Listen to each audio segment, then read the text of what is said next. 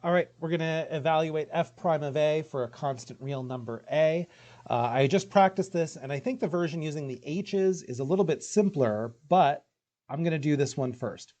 So I want to find the limit as x approaches capital A of f of x minus f of a all over x minus a. So I'm basically just copying what this says, except I'm replacing a lowercase a with an uppercase a. And of course, I also have to write down what the function is. So f of x is x squared minus 4x plus 2.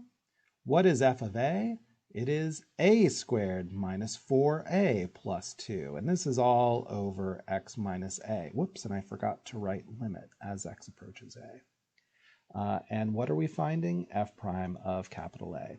So this is going to be the limit as x approaches a of, okay, so I'm going to do a little bit of simplifying, and then I'm going to do something that seems mysterious but is mathematically justified and will work out great. So all I did there was distributed that negative sign. Now I'm going to combine some like terms. I got the limit as x approaches a of x squared minus a squared, let's see here, minus 4x plus 4a. The minus 2 and the plus 2 cancel out, and this is all over x minus a. Now we're going to take the limit as x approaches a of... So this is the part that's going to look a little bit, Mike, why are you doing this? The answer to why am I doing this is because I want to cancel out that x minus a in the denominator. And so after a little bit of trial and error, I figured out how to make this happen. Now, what I have just done is I have factored the first two terms here, x squared minus a squared, that is a difference of squares, so that's what you see there, x minus a times x plus a. Now, meanwhile, I still have some other stuff that I'm going to have to deal with. I got a minus 4x and I got a plus 4a. Dealing with that stuff is my next step. So here we are, limit as x approaches a of x minus a times x plus a. What can I factor out of those two terms? I can factor out a negative 4. So factoring out a negative 4 is going to give me another copy of x minus a. Now you can check by redistributing that negative 4 to those two terms that I do get a negative 4x and a plus 4a, so it's all good. Now notice that up there in the numerator, it looks a little bit funny, but I got two terms. One that it's a product of two binomials, and another that's negative 4 times x minus a. So I can factor out that x minus a. So I'm going to get x minus a times x plus a minus 4, and that is over x minus a.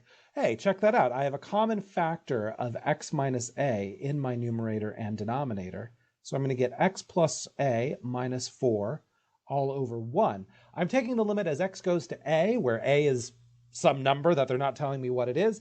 As x gets closer and closer to a, what happens to x? It turns into an a. So I've got an a plus an a minus a 4, so that's a 2a minus 4. And that is, I will remind you what we're doing here, that is the value of f prime of a. It is 2a minus 4. So for any value of a, apparently, this is the formula that will tell you what the slope of the tangent line is. At a equals 5, do 2 times 5 minus 4, and you'll get a 6, which we already calculated was f prime of 5. Now let's do it the other way, using the other definition.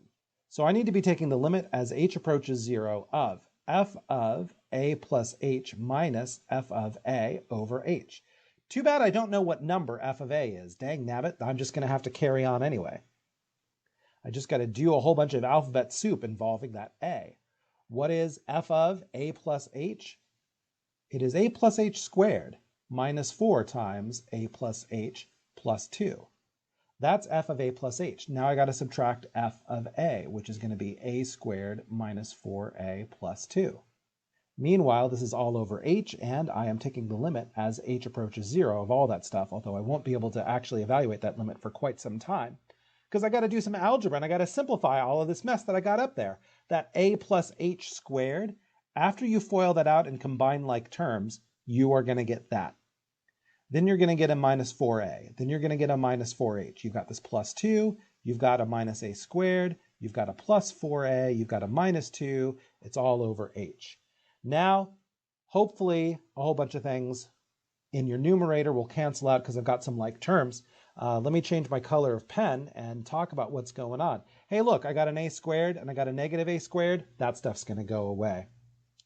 I got a negative 4a and I got a plus 4a. That stuff's going to go away.